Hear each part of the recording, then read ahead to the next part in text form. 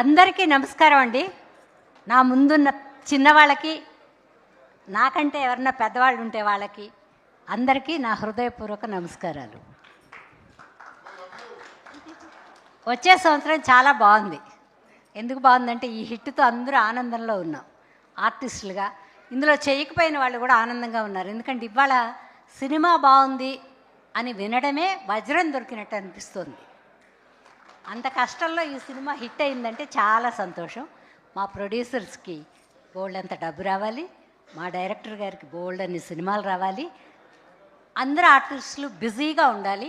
వీళ్ళందరూ సినిమాల్లో చేస్తా అని కోరుకుంటూ, అందరికంటే ముందు ప్రేక్షకులకి చాలా చాలా చాలా చాలా థ్యాంక్స్ అండి. నూతన సంవత్సర శుభాకాంక్షలు.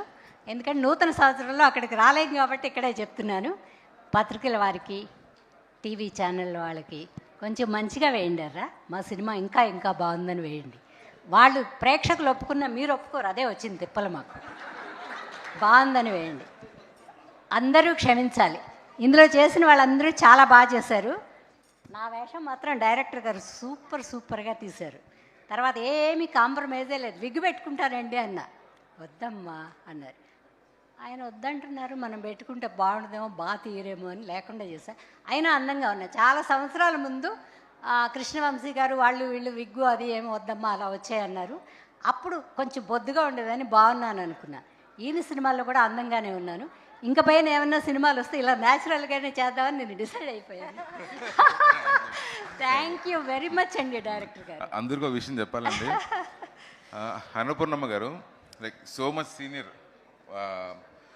మేము షూట్ చేసేటప్పుడు ఇదే డిసెంబర్ లాస్ట్ ఇయర్ షూట్ చేస్తున్నామండి. నైట్ 6 to మార్నింగ్ 6 షూట్ చేసేది అనమాట.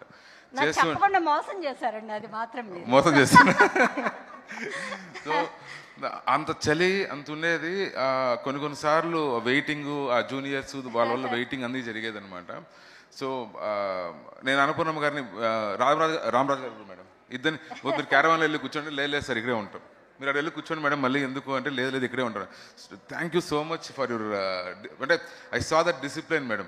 నాకు ఏమర్థమైందంటే ఒక ఇంత సీనియర్స్ ఇంత అయ్యి కూడా ఇంత డిసిప్లైన్గా ఉన్నారు అంటే మీరందరూ కష్టపడుతున్నారు కదా.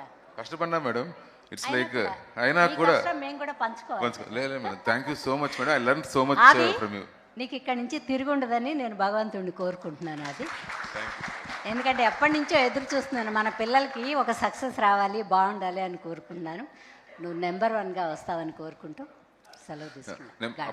అప్పుడే చెప్దామని మర్చిపోయాను మేడం. చెప్పండి ఆది గారి గురించి. నేను ఫస్ట్ ప్రెస్ మీట్ అయిన తర్వాత మధ్యలో ఇంటర్వ్యూలో ఎప్పుడో కొంతమంది అడిగారు అనమాట, ఆది గారి క్యారెక్టర్ ఎట్లుంటుంది అది ఇదని అడుగుతుంటే నేను వాళ్ళకి చెప్పాను, ఆది గారి క్యారెక్టర్ ఇంతవరకు మీరు చూడనట్టు విధంగా ఉంటుంది, పర్ఫార్మెన్స్ కానీ ఏదన్నా. ఒకవేళ కాకపోతే మీరు నాకు ఫోన్ చేసి చెప్పండి సార్, లేదని చెప్పి ఉంటే చెప్పానంటే నాకు నిన్న కాల్ వచ్చింది. పేరు చెప్పకూడదు తెలియదు కాబట్టి చెప్పట్లేదు సార్. చేసి మీరు చెప్పింది నిజమే sir, I have never seen Aadi like this before, he did a tremendous job అని చెప్పారు. నేను మర్చిపోతానేమో నేను చెప్పేసి. Thank you sir. అందరికీ నమస్కారం అండి. అందరికీ నమస్కారం. థ్యాంక్ యూ అమ్మా, thank you so much. Rangadham గారు ఇప్పుడు మాట్లాడు.